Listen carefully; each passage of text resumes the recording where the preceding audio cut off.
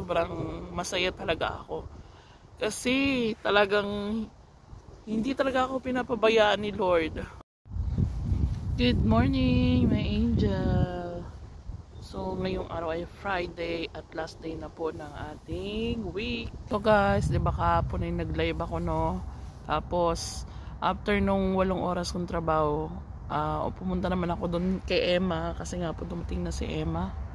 6 hours ako naglinis ako ng buong bahay niya. Tapos, alam niyo ba kung anong oras na ako nakauwi kagabi? Mga 11 something, 11:50, magto-12 na. Malapit na mag-12, mga 10 minutes na siguro. Ng umaga, yun na, nag-alarm ako ng mga 4:50. Tapos yung 10 minutes na yun, sleep ng magnap ng konti. So ngayon guys, kausap ko yung mga bata nung pauwi na ako, no? Sabi ni Jacob sa akin, how many days para ako uuwi? Yun nga, mamaya ay pauwi tayo ng probinsya pagkatapos ng trabaho ko. So, ano daw ba yung ginagawa ko sa bago kong trabaho ngayon? Naglilinis po ako ng bahay nila from Monday to Friday. Nilang ambassador. So hindi ko na lang sabihin kung anong ambassador kasi nga masyado silang pribadong tao. Guys, sobra ang bait nilang tao. Alam mo yung totoo talaga yung kasabihan kung sino yung mayaman talaga. Yung totoong mayaman at may pera. Sila yung alam mo yung walang pakialam sa yung hindi paghahanapan yung hindi paghahanapan yung mga trabahante niya. Katulad namin, may kasama po kasi ako isang Pilipina doon na nagtatrabaho siya doon sa amo namin for almost 20 years na. Guys, sa almost 20 years na yon, marami na silang napuntang bansa. So ayun guys, sobrang lakas ng hangin, umuuga po yung aking camera. Tapos ng November, so wala na ulit akong work sa kanila, pero pagpunta, for example, pumunta sila ng Dubai, mga 4 to 5 months lang sila, babalik na naman sila dito. Kapag kasi taglamig dito sa Romania guys, umaalis sila kasi nga yung mga amo ko ay may mga edad na sila. So lagi silang bumabalik ng Romania pag summer. So pagdating ng summer next year, kukul ulit nila ako and mag-work ulit ako sa kanila. Kakatuwa lang guys kasi yung trabaho ko sa kanila, naalala ko yung trabaho ko sa Kuwait, pero hindi nga lang ako nagluluto dito. Alam nyo ba guys, kung ilan yung trabahante nila, ako na bago sa kanilang nagwo-work, yun nga, monthly din yung salary ko sa kanila. Plus yung Pinay doon na stay in, yung matagal nang sinasabi ko sa inyo na 20 years na. Tapos meron silang cook na pumapasok din dyan, local Romanian. Tapos 2 bodyguard at 1 driver, trabahante. So ganun talaga sila ka excuse me, ganun talaga sila ka taas. Maano talaga sila kaya, kasi imposibleng magba-bodyguard ka kung hindi ka diba? Sobrang masaya talaga ako. Kasi talagang hindi talaga ako pinapabayaan ni Lord. Alam niyo 'yun? Kasi nung sabi ko sa inyo nung nasa Sagna ako na nagbakasyon, diba nung nagpabunot ako ng ngipin, tapos iniisip ko paano na naman kaya, ayan ako gumagalaw na naman.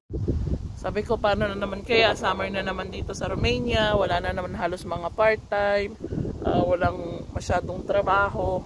So talagang sabi ko, Lord, ikaw na yung bahala.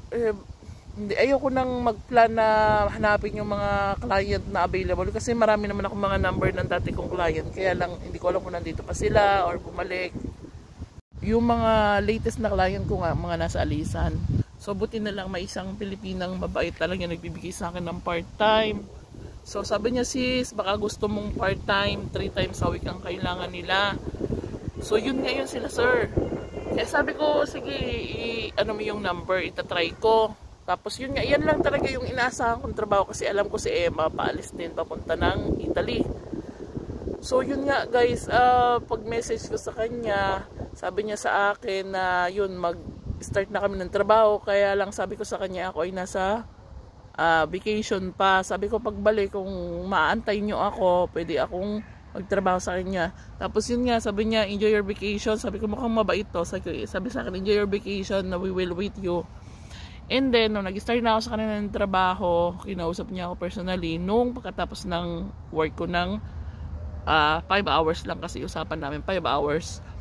So, sabi niya sa akin, Rona, sabi niya sa akin, no, gusto talaga kitang kausapin nung nag-uusap pa tayo sa phone, kaya lang baka mamaya hindi namin ikaw magustuhan or hindi mo kami magustuhan. Gusto talaga namin yung Monday to Friday na mag-work sa amin. So yun, sabi niya, dahil gusto ko ng mama ko, gusto ka namin, gusto ko ikaw na ayun, pwede ka mag-work sa amin ng Monday to Friday kung gusto mo, and pag-uusapan na about natin sa salary. Tinanggap ko guys yung offer nila, and sabi naman sa akin nung Pilipina na nag-work doon ay pag maayos yung trabaho mo dito, kapag talagang pinagbubutihan mo yung trabaho, malay mo dagdagan yung sahod mo, kasi nagpapaad talaga ako ng konti para pangbawas na dun sa gastusin ko, at saka syempre nagbe-bed space po ako dito sa Bucharest, mag-isa lang.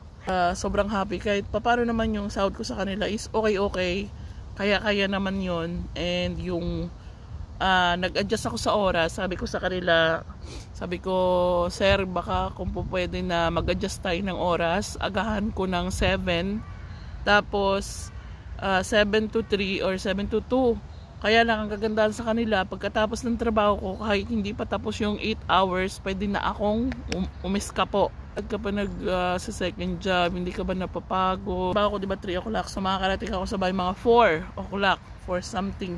Wala na, nakatungangan na ako noon or natutulog ako.